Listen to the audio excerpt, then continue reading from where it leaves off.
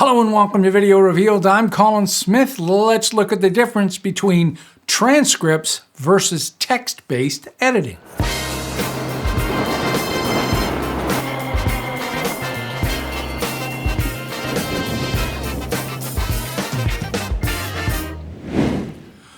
When Adobe started out with speech to text, they had one job in mind, and that was just converting speech into text. Since then, that has bloomed into something even more amazing, which is text-based editing, but they still have transcripts. And the two can be confusing, especially for people who just want to transcribe a tiny piece of the timeline. I'll show you how to do that. Now, I'm going to also show you that Adobe's their view really is about text-based editing. So you'll see that more often in your face. So when you grab clips, it'll seem like that's the only thing to do. Let me take you through this and I'll stop and show you the differences. Here we go. I've got a completely blank project. There's nothing in here. I'm going to go to the import mode. You don't have to, but I want to show you that I'm going to select these three clips, and in the import settings on the right, you can automatically transcribe this, pick a language, enable auto detection, change the speaker labeling, and transcription preferences. All of this is in the preferences in the program itself. The edit menu on Windows, the Premiere Pro menu on Mac, preferences, transcription. So you can set this. This is just there to make it easy instead of having to go all the way in the application. So I'm going to bring all three of these clips. It's an interview shot. It's a 3-camera interview. I'm in the text-based editing workspace right now. And you'll see I've got these three clips. And you don't really see anything over here on the left in the transcript, captions, and graphics. There's nothing in here. Transcript, it says no dialogue found. And down at the bottom, you'll see the ability to jump between sequences and clips. That's the sequence over here, but I don't have a sequence. That's the clip. I don't have one open in the source monitor. Watch what happens as soon as I double click on this clip and open it in the source monitor. I get the option to transcribe. And if I go back over here, that disappears because I'm looking at the sequence settings. You can have it follow the active monitor. So when I'm back in the sequence, it changes to sequence settings. Back over here, it changes to clip settings. So this is where you would transcribe all of the clips that you need if you're doing text-based editing. If you're creating captions, it's okay to do it this way. It's actually doing it to the source of the file, which just makes everything more detailed. But it can take some time if this is a very long file.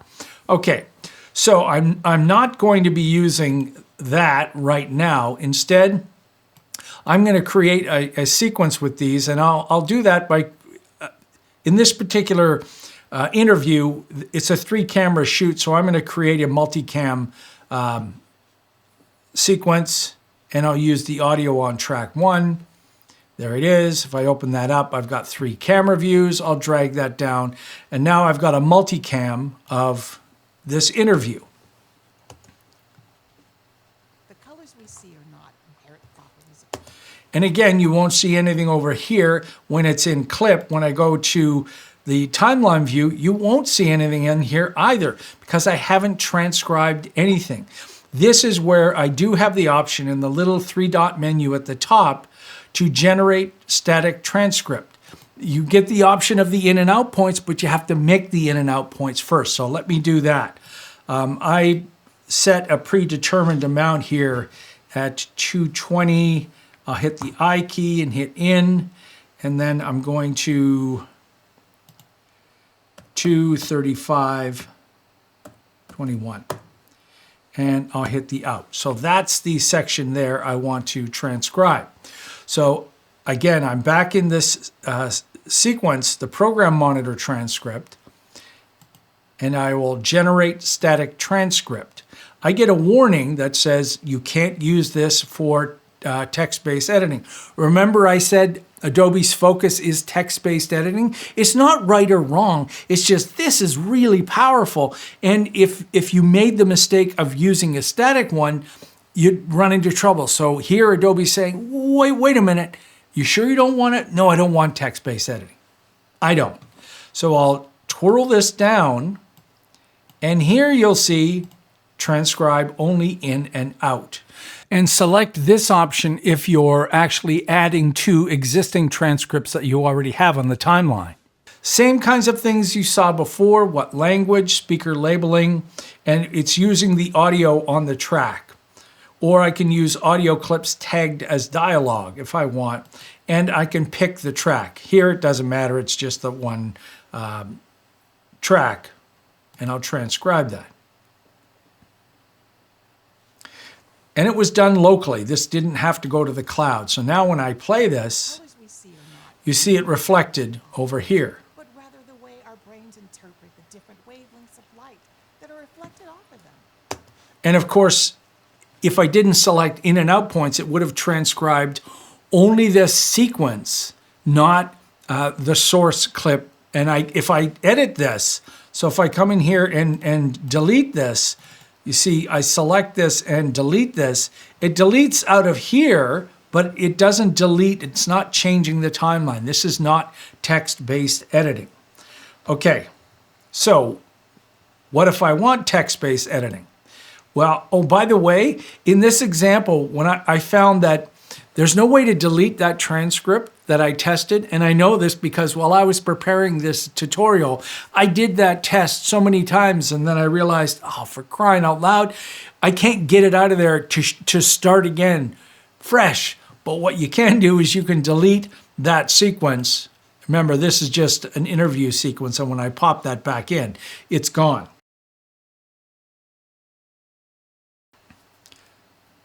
You can also export, and of course you can import. And all of this is about static clips.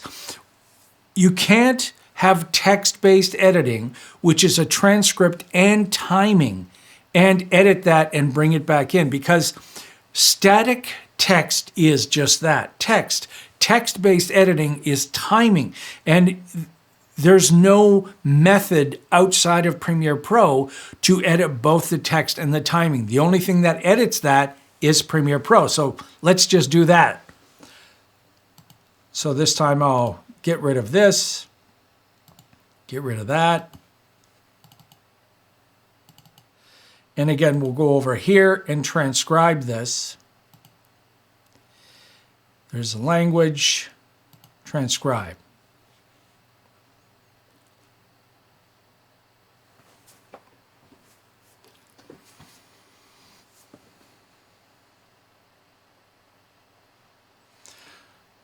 So now when I drop this in to the sequence and automatically follow this, and I hit play,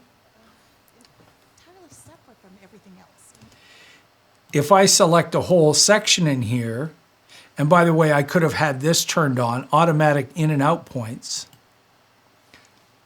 and when I delete that, it deletes that out of there. And I could have extracted that so it fills that hole, but now you've got a big old jump cut. I hate big old jump cuts.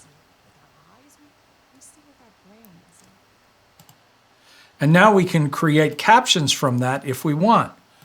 So we could have done that with static, but it's great that Adobe doesn't limit what you can do in your final output.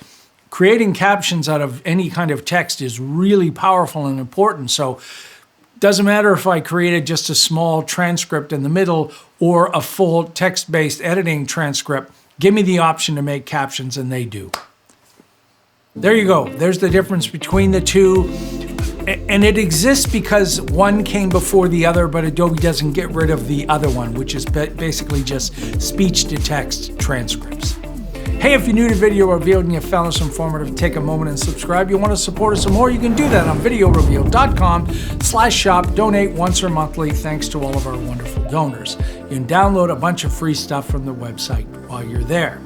Till next time, I'm Colin Smith, and it's my job to Read forums and realize that there is some definite confusion about topics like this, and I'll be here to reveal all the answers.